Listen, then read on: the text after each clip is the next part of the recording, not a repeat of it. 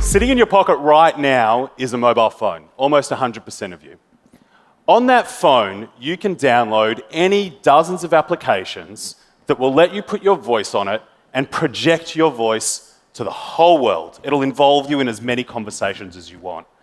I wanted to do that, but I'm an accountant, and I used to be a banker, and that's not what we do. We don't put ourselves in public situations.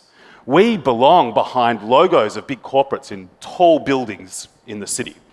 We hide behind superannuation ads, and we hide behind complicated spreadsheets that we deliberately designed to make sure you have no idea what we're doing. We're very good at it.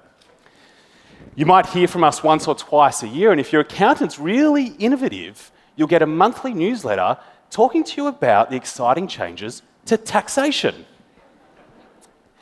Us accountants, you don't realise, but we're the brunt of your jokes, and we know it. Because you don't hang out with us at your family barbecues. You put us at the end of the table while the good chat happens at the other end, and then sometimes you come and talk to us when you want free advice about your next investment property, or if you want to find out if that family trip to Bali is tax deductible, which it isn't, but check with your accountant, don't take my word for it. Us accountants are so unheard of that when you jump on TED.com and you actually search for accountants, you get a talk from a guy who survived a shark attack. You search for a barista, comes up with a search from a barista. That makes sense. And that tells us something.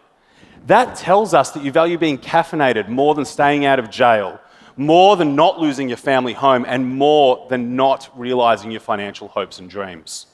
You know, sometimes I get in an Uber and everyone's been in this situation. You can tell that the Uber driver's a little bit chatty and you're not interested. You've got to get to the family barbecue.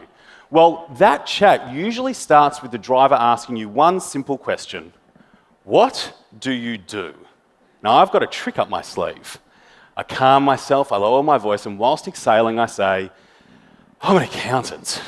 And it's peace, it's bliss. There is no chatter. Because not even the guy I'm paying to be in close proximity with me is interested what I do 9 to 5, Monday to Friday, and Monday to Sunday during tax season. But let's just say I get to that family barbecue one time and everything's going well. Let's say 10 of us do it. A study's shown that 4 of you won't talk to anyone about your financial hopes and dreams. No one.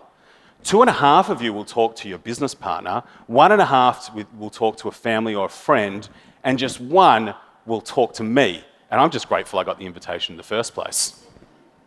But here's the crazy bit. That same study found that if you talk to your business partner, you have a 50-50 chance of getting positive advice that you can execute. That's a coin flip. A guy you've been in business with for 10, 20 years. If you talk to a friend, you have just a 25% chance of getting positive advice. But if you come and talk to me, I have an 83% chance of giving you positive advice. That's a massive increase. But it doesn't happen. So why aren't accountants involved in all these great public conversations? Right now on Twitter, a guy who started and failed 5 businesses is dishing out business advice, 280 characters at a time, to thousands of would-be entrepreneurs unchecked. And since I started talking, 1,250 hours of video has been uploaded on YouTube. How much do you think was from accountants? Part of this is our fault because our great unknown is putting ourselves out there. And the great unknown for all of us is scary. And us accountants, you like us because we don't take risks. That's not what we do. So what are we going to do about it? Well, I wanted to have my voice heard. I wanted to be involved in these conversations. So I started in a safe place. I started a podcast for accountants. It's now distributed to 30,000 accountants every week. And part of the reason it's doing so well is because of it, I became a finalist as an accounting thought leader of the year at an accounting awards night. So clearly, us accountants like talking to ourselves. But that's not what I want to do. I want to go out and help communities. So I had to change. I realized that I couldn't call myself an accountant. So what did I do? I spent money on consultants, social media consultants, branding consultants. And I found out that I wasn't just an accountant. I was a financial mentor. My journey throughout this whole thing started at the National Australia Bank 8 years ago. I joined their social selling program. How do you think banks' social selling program went? Banks don't like bankers having public opinions about banking. It got shut down quicker than it started. It was scary for me because I tried. And now my podcast was doing well, I needed to do more.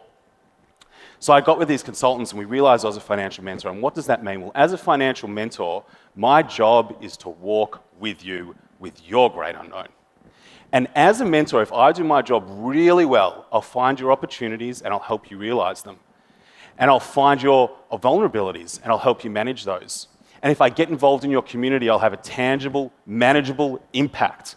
And that's what I want to do. And if throughout that journey you find opportunity for me, or if throughout that journey you find my vulnerabilities, then I'll be successful because we've just created a community just amongst the two of us. So next time you have that big idea, or next time you have that small idea, next time you want to do something, go talk to your accountant and get a financial mentor. Thank you.